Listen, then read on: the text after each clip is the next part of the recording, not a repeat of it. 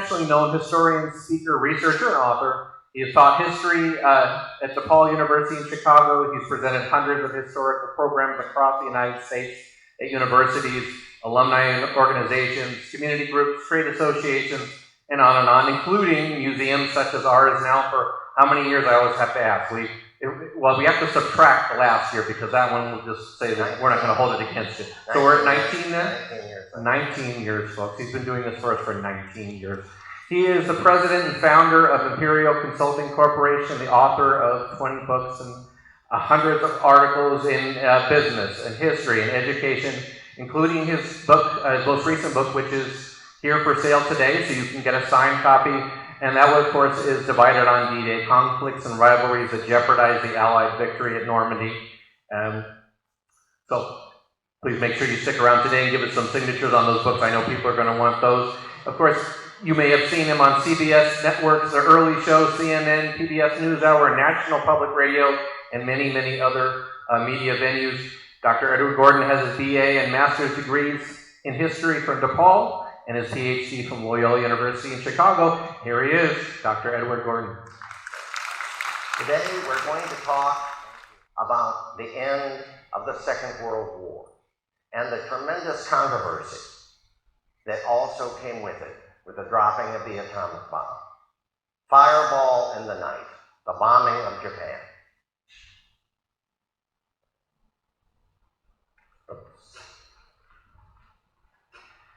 Well, folks, if the technology will work, there we go. All right. The Japanese Empire, from December of 1941 until the middle of 1942, had spread across the Pacific like a plague. The propaganda of the Japanese government told the people of Japan that they had conquered China, all of Southwest Asia, Australia, Hawaii, and it even invaded the west coast of the United States.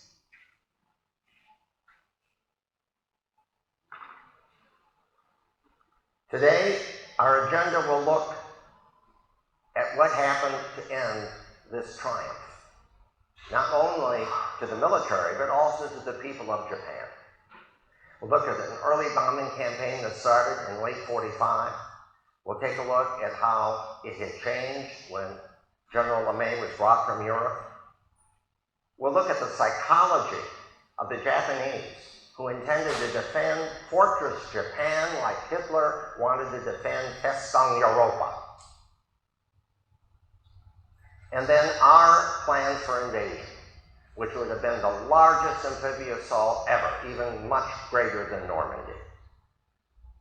And as an alternative to the invasion, how the atomic bomb came about. And once the bombs had started to drop, the struggle that ensued with the empire, between the emperor and his leadership to actually end the war. The surrender itself, how Japan was regenerated under MacArthur's leadership, and then let's talk about the use of the atomic bomb in warfare.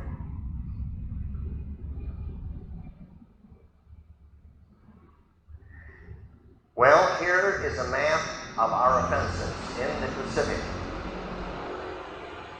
You can see up from the south, across New Guinea, and across the Central Pacific, the United States marched until we were reaching toward the home islands. Some of you just heard my program on Okinawa. 2 years ago, I did Iwo Jima. And the target that we were most interested in was here, the Mariana Islands. And the reason why is with Guam, Saipan, and Tinian, they were now within reach of our brand new miracle warplane, the B-29. Built here, and one of the largest factories that built all of the engines, a square mile in size, and the next time you fly into Chicago and you'll be flying on Southwest, that's where that airport was covered with a huge factory employing 40,000 people making the engines for the B-29. In fact, I hope to do a program in the future on American war, what went on in the United States during World War II. Now, those islands are 1,500 miles from Japan, but they were within range. And here is the flight path that the B-29s took. There were 6 airfields built on those islands to accommodate the B-29 bombers. And the B-29s themselves were truly miracle aircraft. If you ever go to England, and I hope to lead a group to England, we'll take a look at the Lancaster Bomber sitting next to a B-17.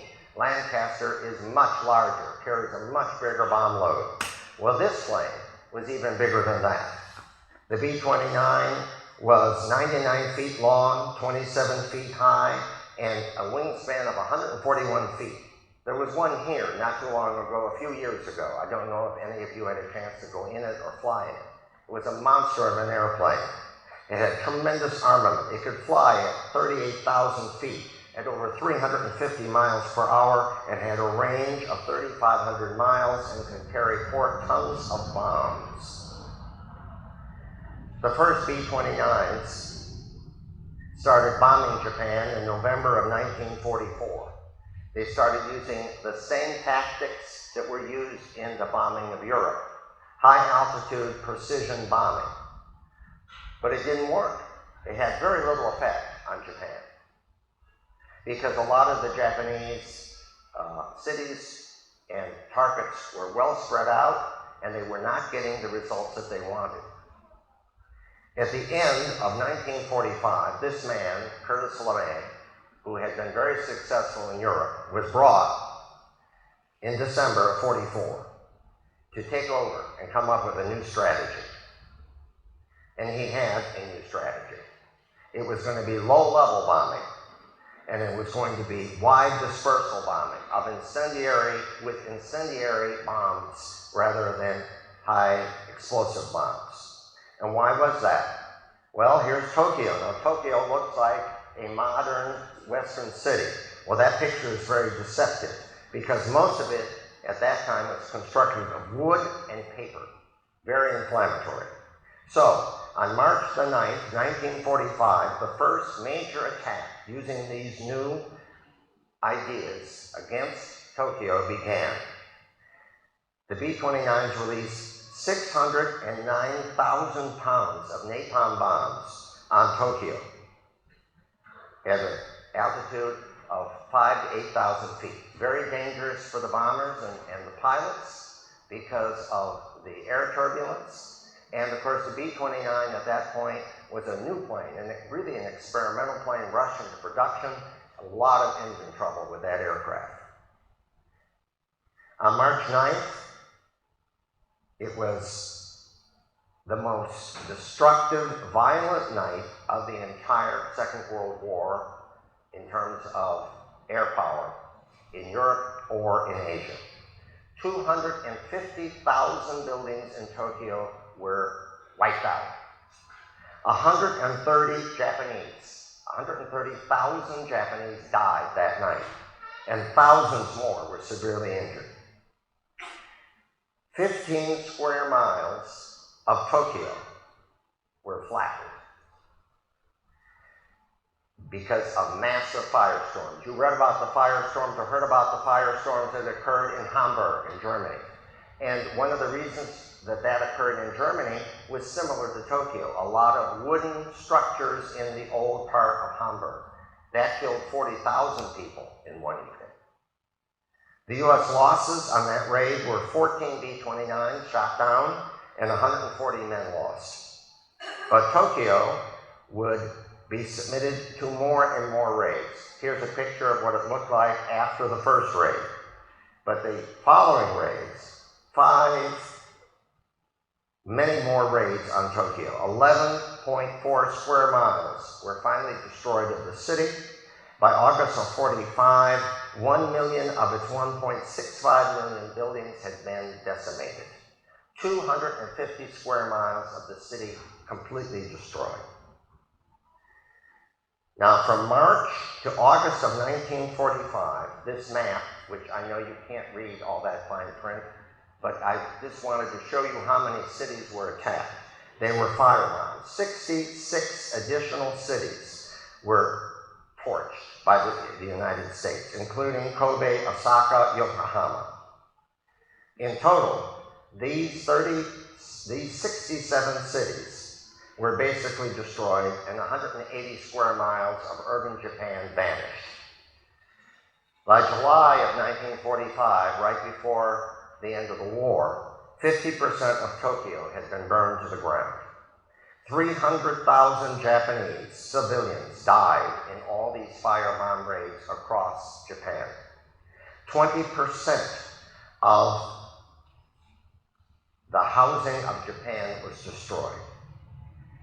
15 million Japanese were made homeless.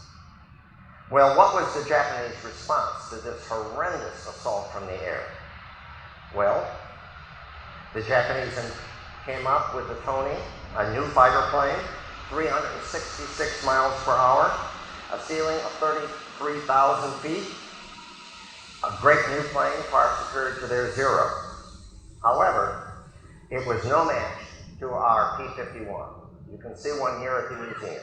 The P-51 had a speed of 445 miles and an altitude ceiling of 41,900 feet. So the Tonys began being shot down by our Mustangs. So what did they do? Well, you can see this right in the picture. They started ramming the B-29s. The Germans tried to do the same thing, by the way. The last ramming of the war occurred in June of 1945. So this occurred almost up to the end of the war. So the question is often asked as to why, specifically, the Tokyo raid of March the 10th produced such a massive slaughter of people, like Hamburg, Germany. Well, the answer is multiple. First, as I already have said, the city was largely made out of wood and paper. It was even more inflammatory than Hamburg. Secondly, it was a very dry season in Japan, and there were very strong winds that night. Same had been true in Hamburg. Also, well, the Japanese, of course, called this tremendous wind a kamikaze, the red wind that swept with a hurricane force.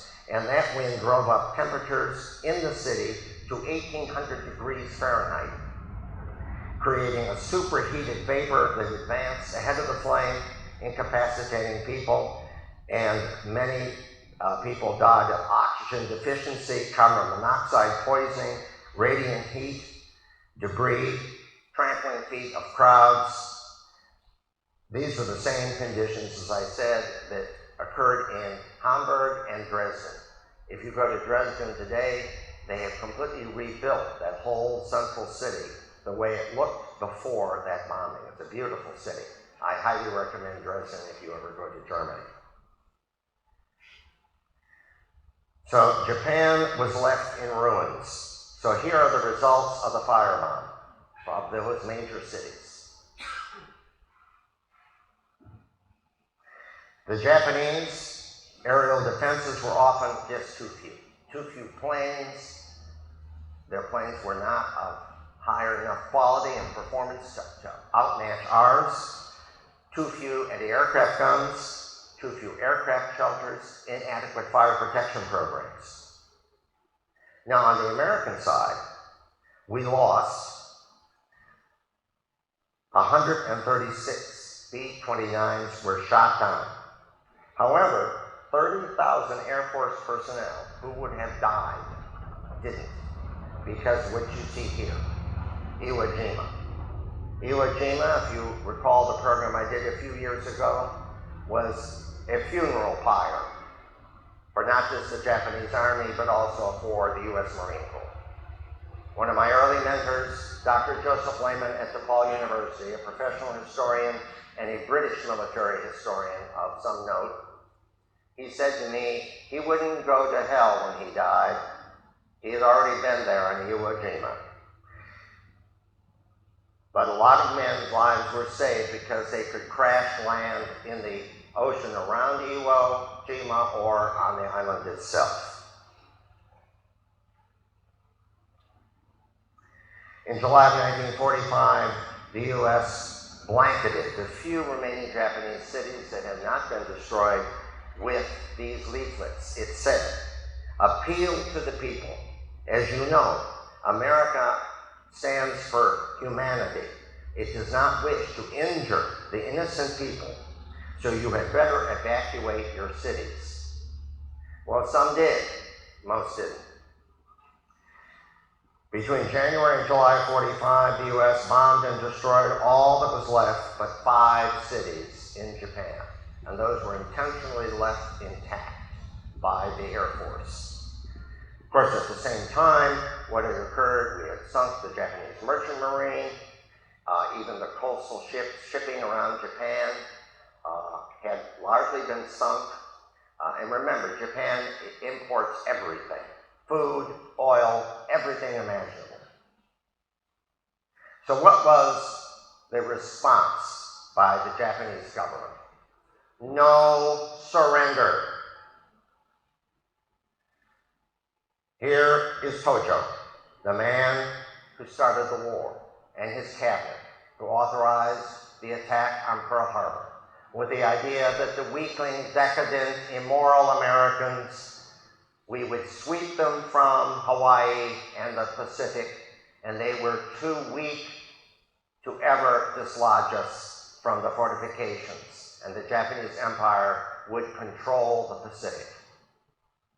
Well, they were forced out of office in July of 1944 after the fall of Saipan, and this is the cabinet that replaced them.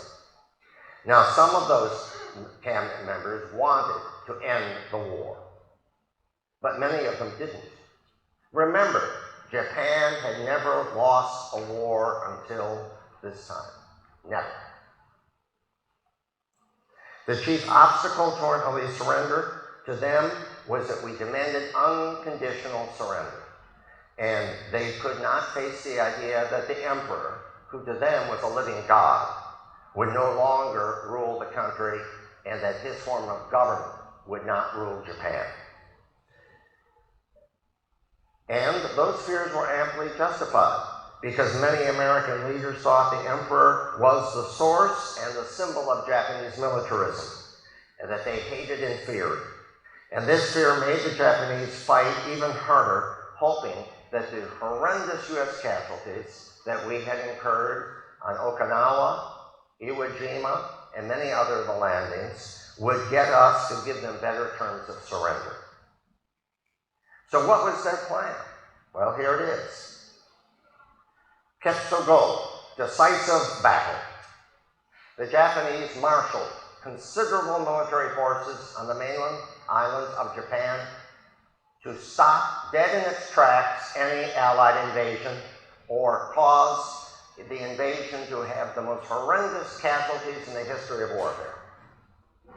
The Army, almost 2.5 million Japanese soldiers, real trained soldiers and equipped, and 4 million civilian paramilitary. We'll talk about that in a little bit. The Air Force, you think we had shot down and destroyed all the kamikazes? No. 10,000 kamikaze aircraft and the fuel, the gasoline, the supplies to keep them flying. 3,000 conventional aircraft.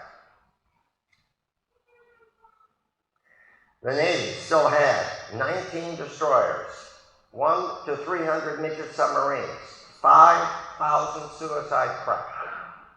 And besides this, the Air Force had 200 takeoff strips in 70 airfields with 24 seaplane bases scattered around the country. In addition, the Japanese had floating bomb deployments ready at 98 secret bases. They had saved food and had released prison guards from frontline duty from all the POW camps, since they were going to kill every one of the POWs. The Japanese had extensive biological warfare that they intended to use. In Manchuria, they had a huge biological warfare plant. They had in Japan 100,000 tons of biological warfare materials, enough to kill half the people in the world. The Japanese had released, as some of you may know, fire balloons in the Japan jet stream to go across the Pacific and start fires in the Pacific Northwest. That was downplayed by the US government as ineffective. It wasn't. There was an entire brigade of US paratroops used as fire jumpers to put out those fires. More insidiously, the Japanese launched thousands of balloons filled with botulism poisoning, to go across the Pacific and start a plague in the United States. Luckily, it didn't work because the balloons went up at such a high altitude, the botulism froze and became inert. So when they crashed, there was no damage.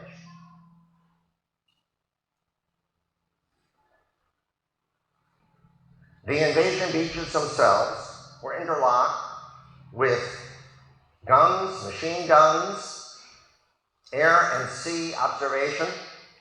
Poison gas pipes had been laid on every principal beach in Japan, and those gas would be released when we landed.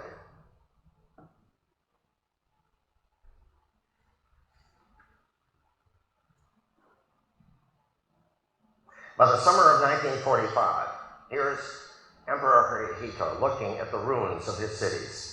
He wanted to end the war. Why? Well, first, the people were starving. There was no food. They were eating grass. The civilians in those cities were displaced. The cities basically were totally destroyed. And of course, later, with the dropping of the atomic bomb, he realized that Japan could never defend itself. And he had lost faith in the military, and the people of Japan had finally lost faith because the propaganda obviously was shown to be a tissue of lies. And also, he feared a civilian uprising because the people were starving. He feared they would rise up, destroy him and the government. But the military persisted.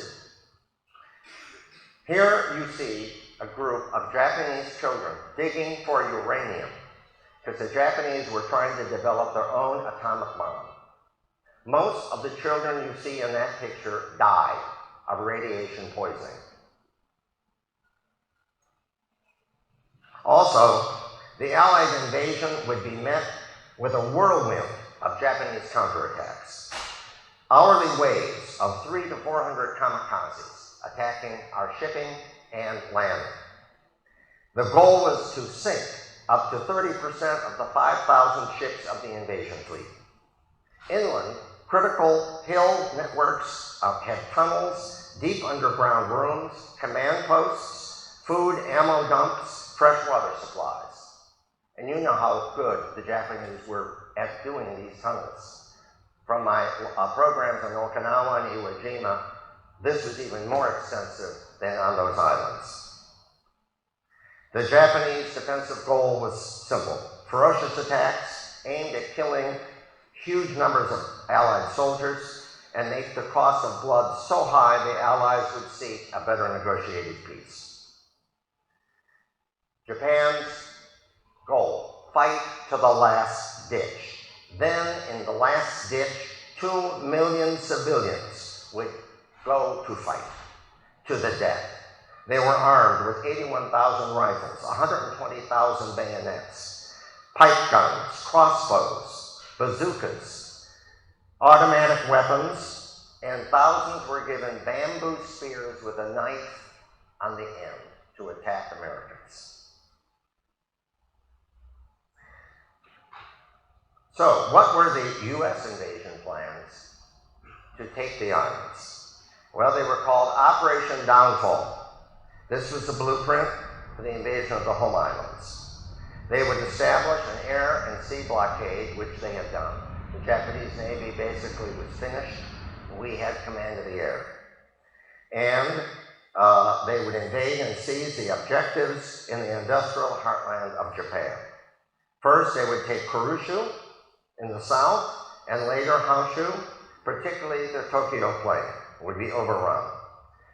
The first part was the invasion of Kurushu, which would occur on November 1st, 1945, and it was called Operation Olympic. The main beach assault would land 650,000 U.S. ground troops. We were busy transferring troops from Europe across the United States to Japan, to the Japanese area, I should say. And many troops during the bombing of Hiroshima and Nagasaki were in transit at that point. General Walter Kruger's 6th Army would be spearheaded by the 2nd, 3rd, and 5th Marine Divisions. The 1st Air Cav Division would land in the midst of concentrated fire from well-entrenched Japanese defenses.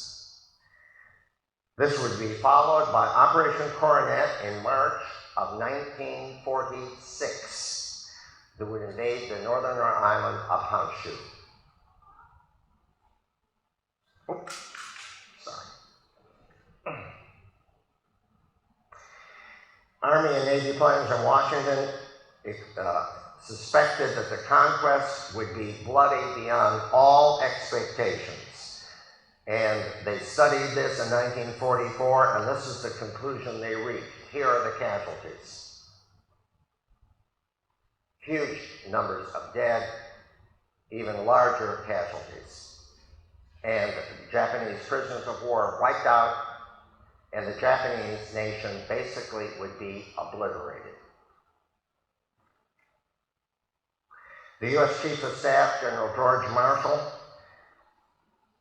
said war weariness in the United States made a demand to return home those men who had fought in Europe, regardless of the prosecution of the Japanese War. Many Americans were beginning not to want to continue the war.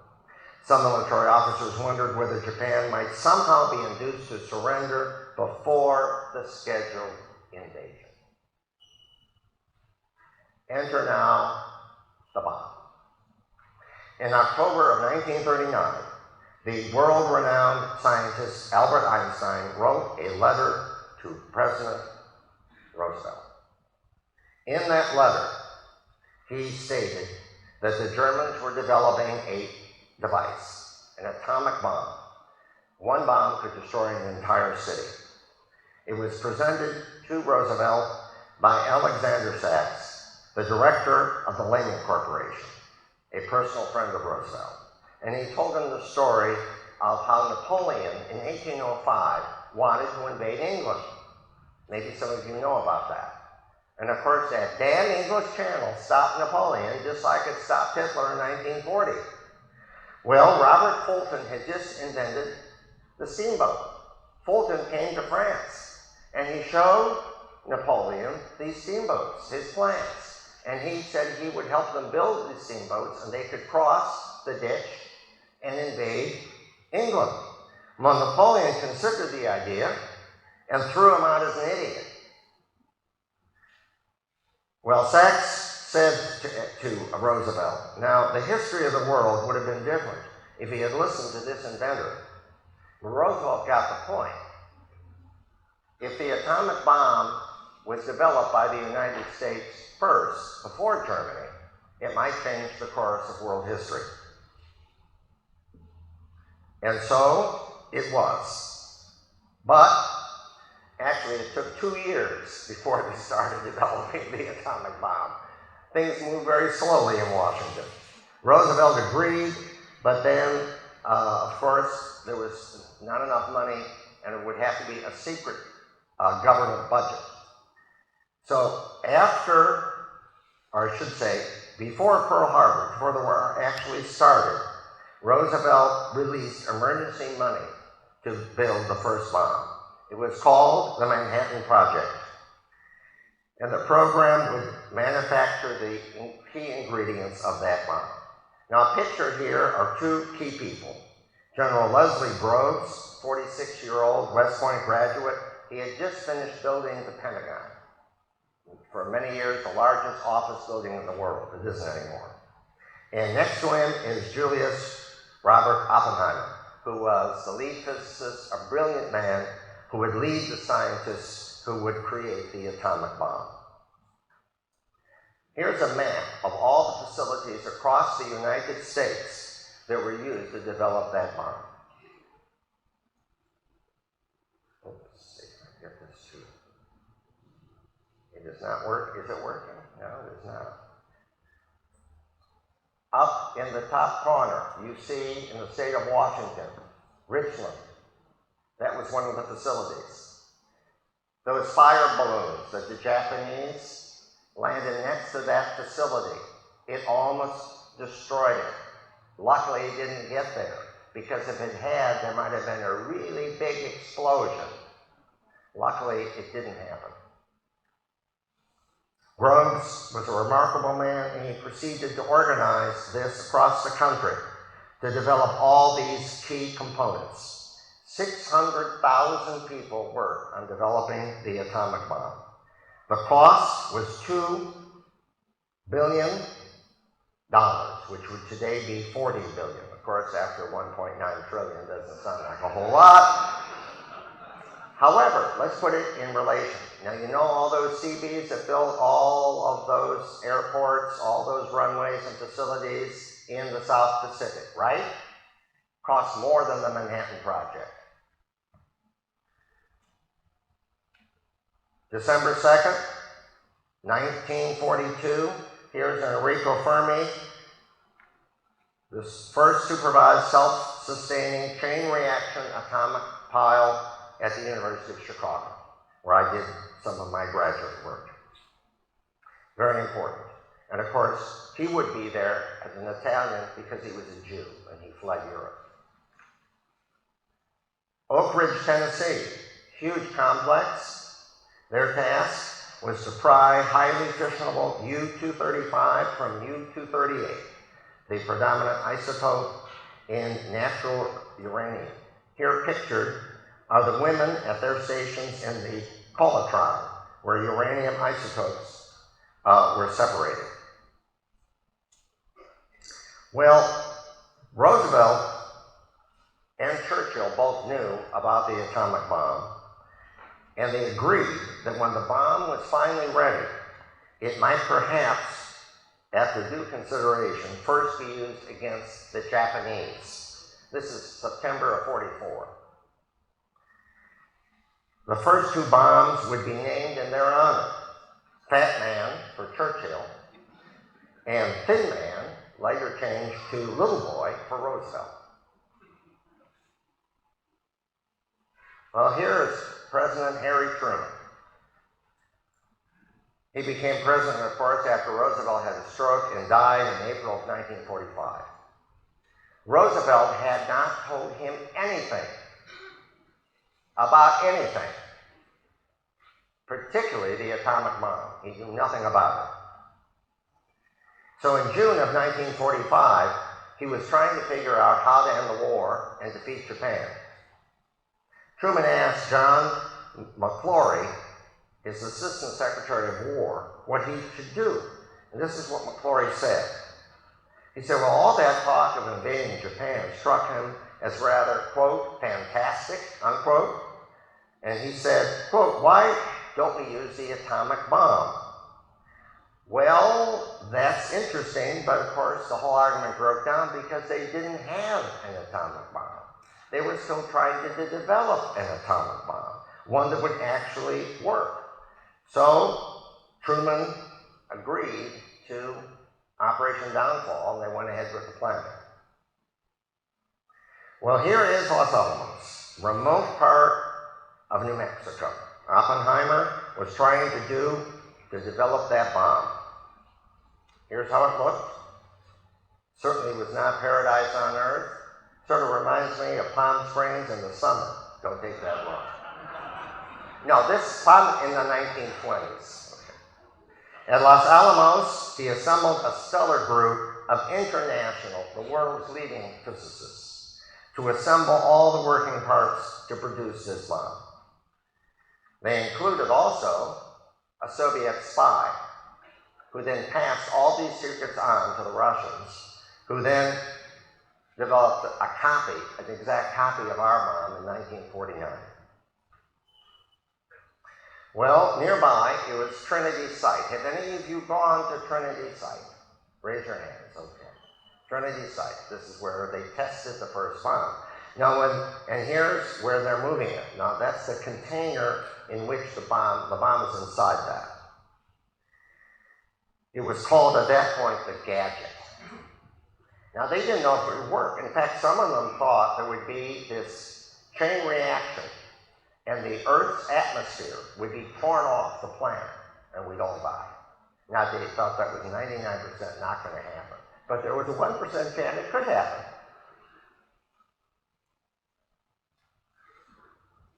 Here's a tower that was built, a test site to drop and detonate the bomb. So on July the 16th, 1945, the test produced this result.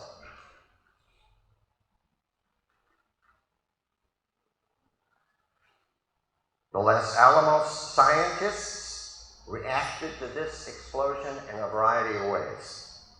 Quote, it looked like a flickering light bulb. The cloud reached the natural clouds in the dawning sky. Quote, the explosion came to our eyes and to our ears with a tremendous wind. Unquote. Quote, the land was dark before and now it was lit as strong and as bright as the sun, unquote. The scientists there held their breath. They yelled. They thought it was awful. They thought it was triumphant. They thought it was beautiful. They thought all of the above. The first bomb blast was equivalent to 20,000 tons of TNT. Everything within the radius of 1 mile from that explosion was vaporized. If dropped in the middle of Manhattan, the island of Manhattan would be, the rubble would be flat as the Kansas plain. Today, when you go to Vegas, don't spend all your time gambling. Go off the strip, and there you will find the the Nevada Test Ground Museum. And there you can see the story of the development of the atomic bomb. They have all of the videos. Hey, I'm one of the kids that was duck and cover, under the desk, right? That would really help, wouldn't it? And that you can go in a bunker, and there you'll see the blast, and then you'll be hit by the backwash of the blast. It's very interesting. And the place is manned by biologists who work at the nuclear test ground site. And once a month, they have a bus, and they'll take you out to the test ground site. So I said to them, well, is this safe to go out there? And they said, there's no problem. Just don't bring a shovel and start digging. Okay.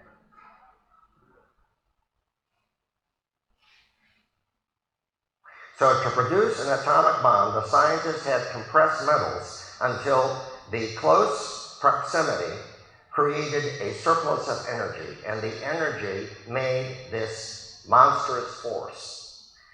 From splitting, from fusion of uranium, they created Little Boy, and from the separating of a new element, plutonium, they made Fat Man.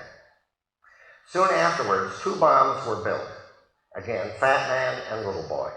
1 bomb each month after that could be produced by the United States, 1 a month. So they had 2 at the beginning. So here now is the B-29, the Enola Gay, that was going to drop the first A-bomb, Little Boy. These are the members of the crew, the 393rd Bombardment Squadron, a section of the 509th Air Force. And there's the crew commanded by a Lieutenant Colonel Tibbett, and he named the Enola Gay after his mother. So Little Boy was a narrow uranium bomb. It weighed 5 tons. Here again is the flight path from where they took off to Tokyo. August 6, 1945, 8:15 a.m. The bomb was dropped. An altitude of 1,870, 1/2 pounds of cordite drove into the uranium chunk and produced this flash. 4.5 miles of Hiroshima were flattened. 2/3 of the city wiped out, 59% of the buildings. Hiroshima had a major harbor, had oil refineries, workshops, major military base, armaments, a population of 343,000 people, a garrison of 150,000 troops. Over 78,000 died, another 70,000 were injured. Here is the equivalent of using conventional bombs. So Little Boy equated to 20,000 tons of TNT. The temperature reached was that of the sun.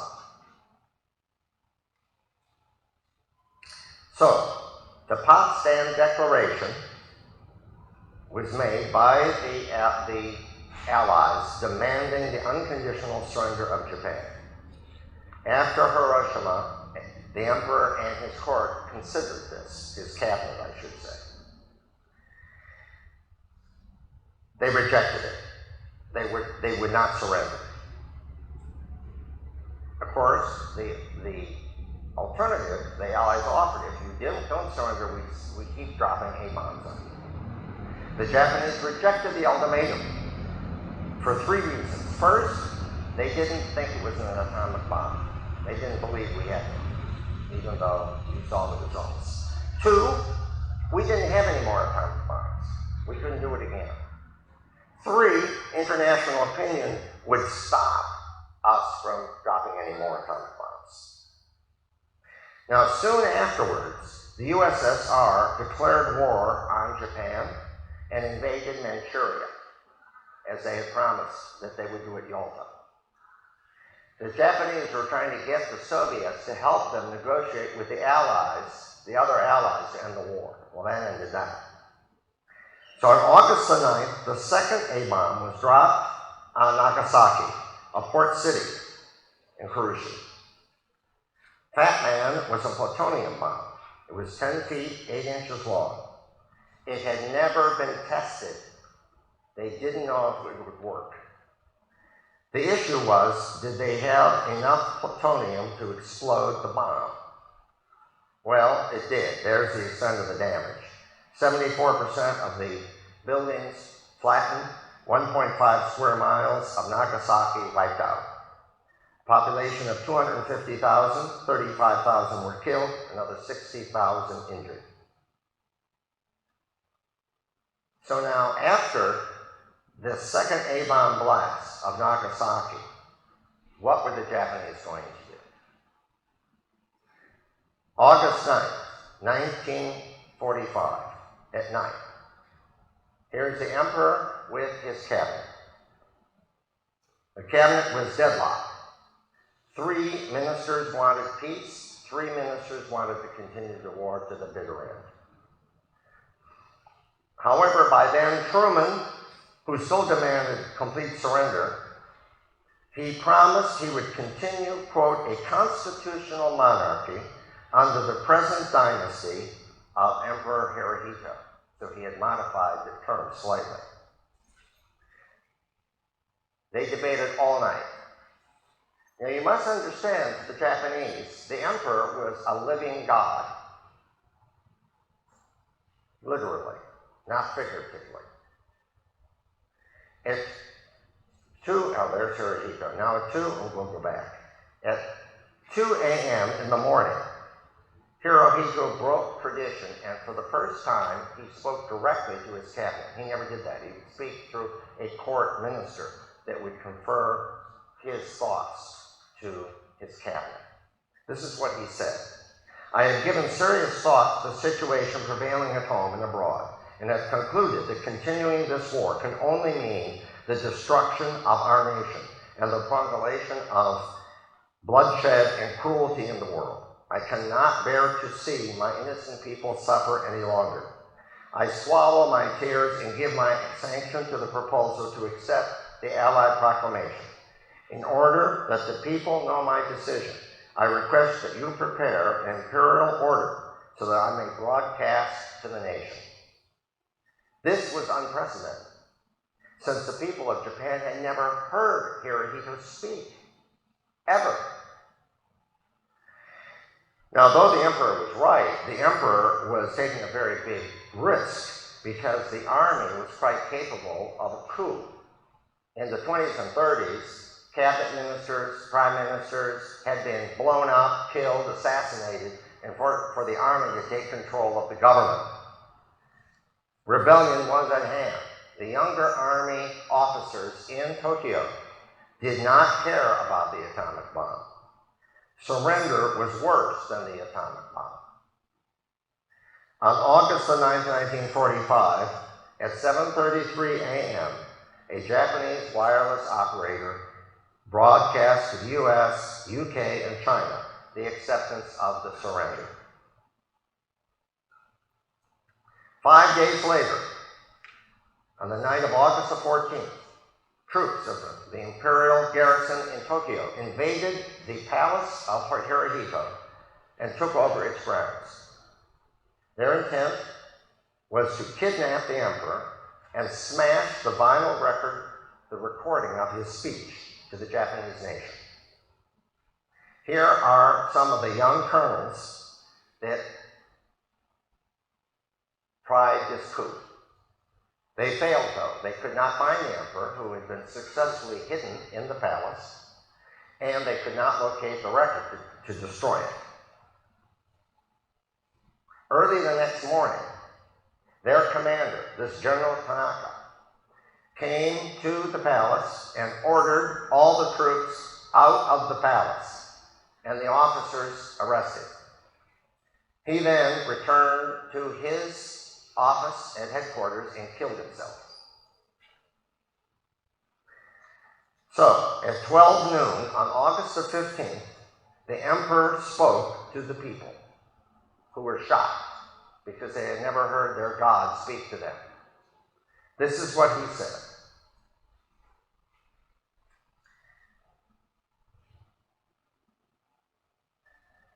He told his people, quote, "Should we continue to fight, not only will it result in an ultimate obliteration of the Japanese nation, but it also will lead to total extinction of human civilization.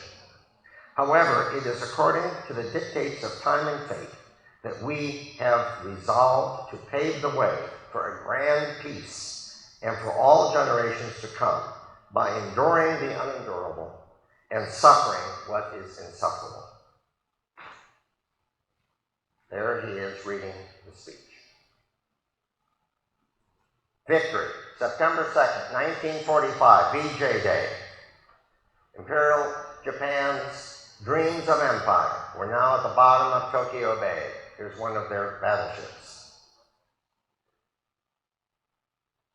We steamed in 260 Allied ship armada. On the battleship Missouri in Tokyo Bay, the Allies gathered for the final surrender of the Japanese. Today, you can go on board the Missouri at Pearl Harbor, and there's a plaque in the exact spot where the Japanese surrendered. And from that deck, you can look and see the Arizona, the graveyard of all those men who died on December 2nd.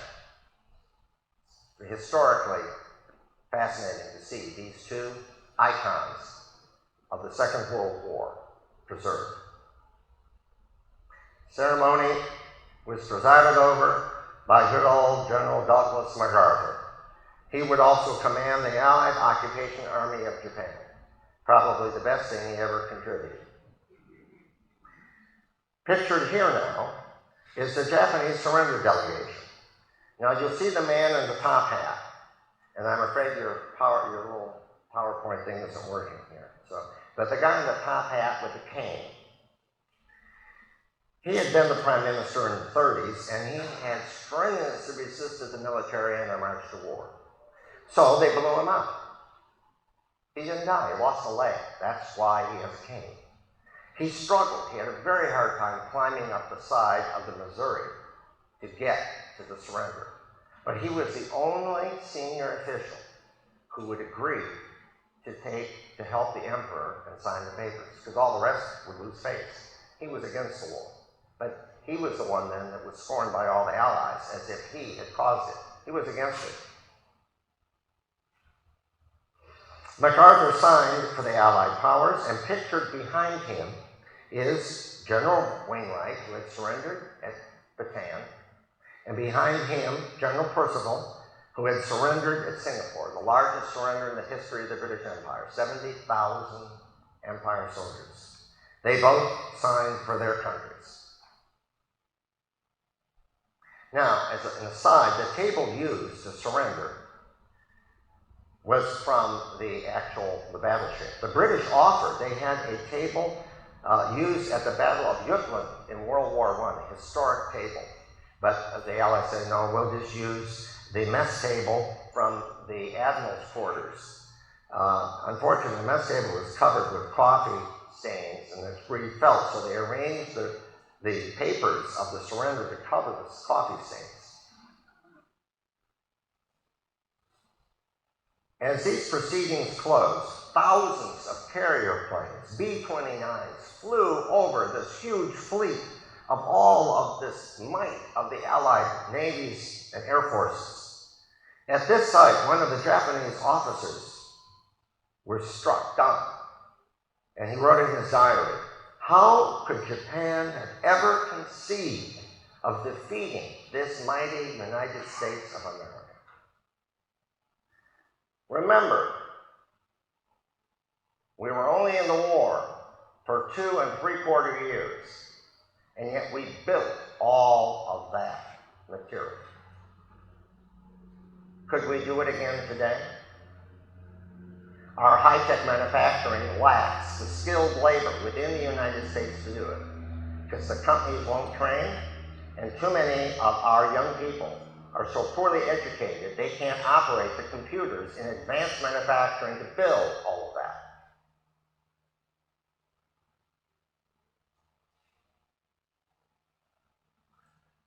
Here's a letter from the Secretary of the Navy, James Forrestal, that was sent to the sailors in the United States Navy. And I want to read a part of it. You can probably read some of it yourself. "You have served in the greatest navy in the world. You have crushed 2 enemy fleets at once, receiving their surrender only 4 months apart. It brought our land-based air power within bombing range of the enemy and set our ground armies on the beachheads of final victory. It performed a multitude of tasks necessary to support these military operations. No other navy at any time has done so much. For your part in these achievements, you deserve to be proud as long as you live."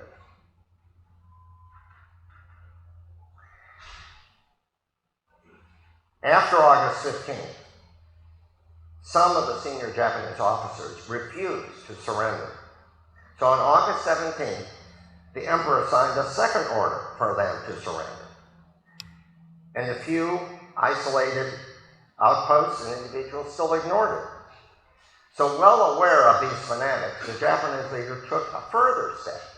They sent members of the imperial family to issue orders to the armed forces to lay down their arms. And these were dispatched to overseas garrisons across the Pacific to get commanders to comply. Across Japan and Asia, thousands of Allied POWs were at last freed from Allied prison camps and slave labor.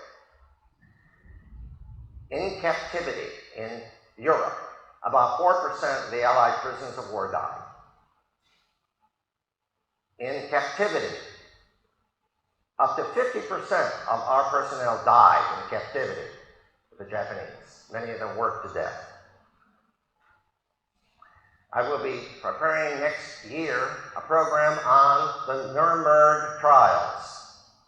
And I also will have another program on the trials in Tokyo and the trials in the Philippines and elsewhere, and detail to you the atrocities that our men, women endured.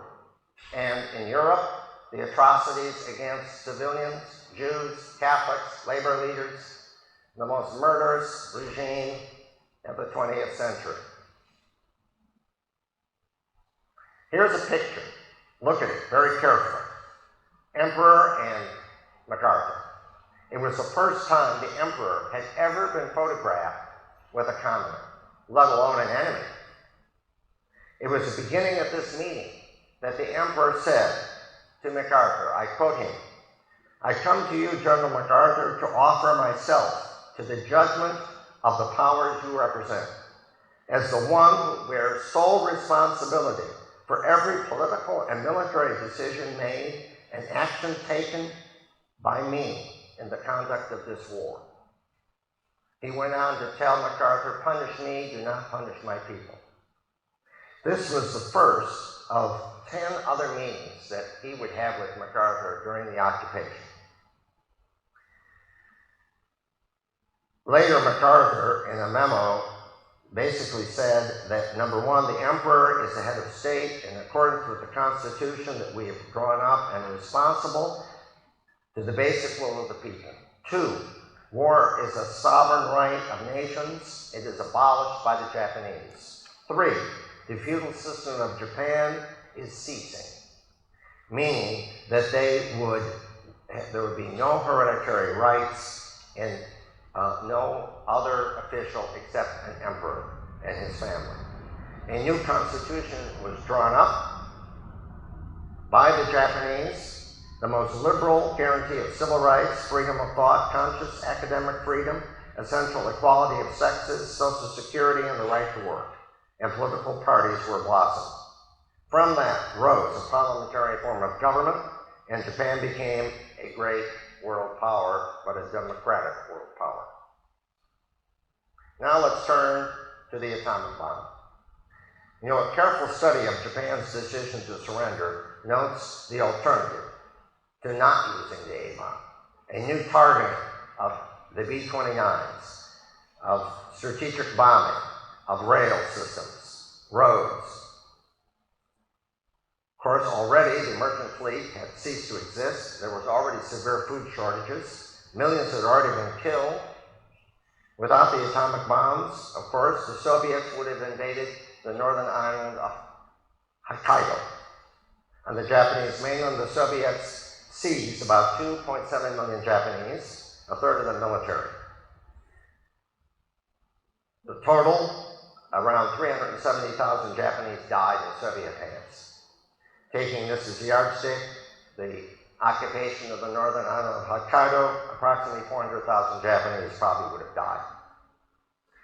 Now the notion that we could have won by using conventional air power and sea power without either an invasion or a revolutionary new weapon has never been proved nor conclusively disproved.